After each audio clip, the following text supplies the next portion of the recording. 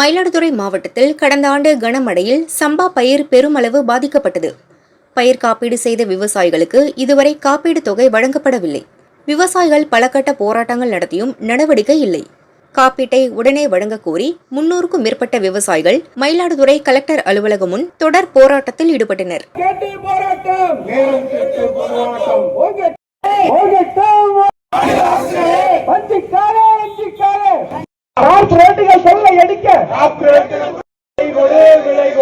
விவசாயிகள் உற்பத்தி செய்யும் விவசாயிகள் பொருட்களுக்கு கட்டுப்படியான விலை கொடு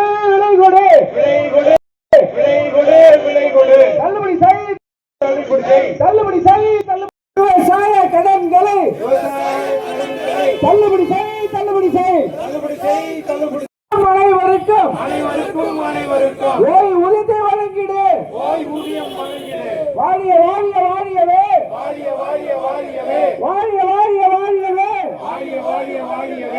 அனைத்து விவசாய சங்கங்களின் கூட்டமைப்பு போராட்டம் காத்திருப்பு போராட்டம் வெல்லட்டும் சிறக்கட்டும்.